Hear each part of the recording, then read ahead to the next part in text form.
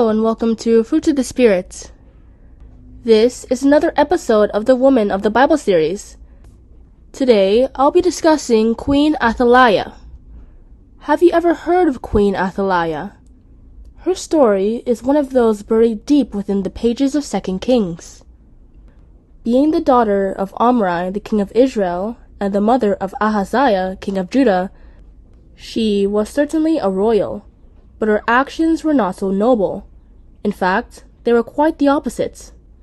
In 2 Kings chapter 9, King Ahaziah was executed by Jehu for his wickedness, and Athaliah took advantage of this in 2 Kings chapter 11 to establish her reign over the land. She killed almost all the royals in the palace to ensure there was no competition for the crown. She was then able to maintain power for 6 whole years. Eventually, Jehoiada the priest gathered high-ranking men of the kingdom and crowned the rightful heir to the throne, Joash. As the coronation took place, Queen Athaliah heard the ruckus and accused them all of treason. Jehoiada then commanded all the officers present to execute her outside the temple.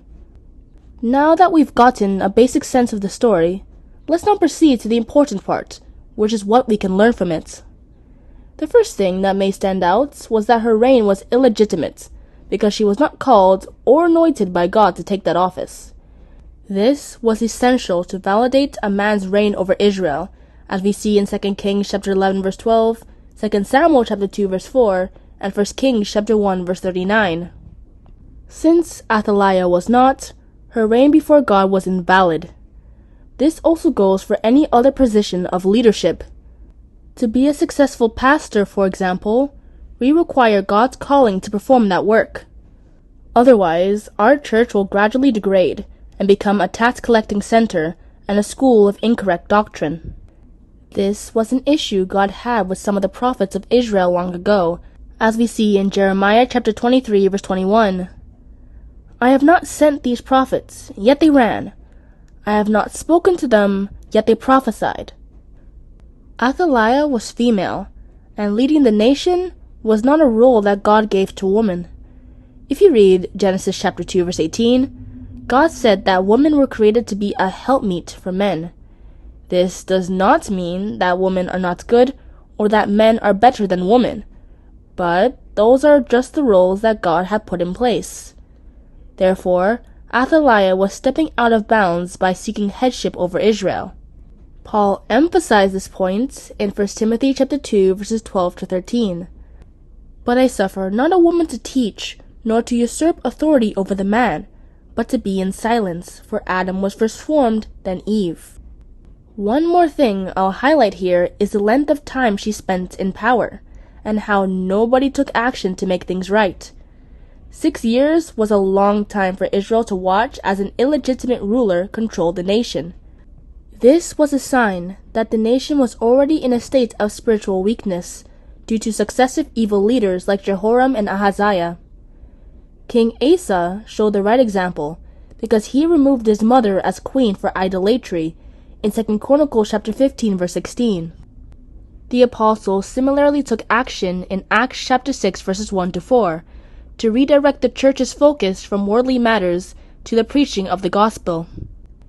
Athaliah's story fits well into Christ's parable of the wheat and tares in Matthew chapter 13 verses 24 to 30. In that parable, a man planted wheat in his field.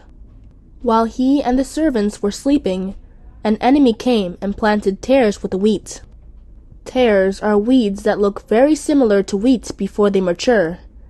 The connection between Athaliah's story and the parable is that the nation was sleeping, overcome with evil, when Athaliah took the place over. When the nation was awake, like during the time of David, this wouldn't have been possible. In our time, this represents how Christianity has changed over the years. The focus used to be about learning the ways of Christ and applying them in day-to-day life. Acts chapter 2 verses 46 to 47 talks about how the new converts to Christ were worshiping God together. Now it has changed. Money has gradually become a recurring topic in every service, either with donations, or fundraising, or launching, or anything of the sort. In conclusion, Athaliah, just like Jezebel, the first woman in the series, was an evil queen.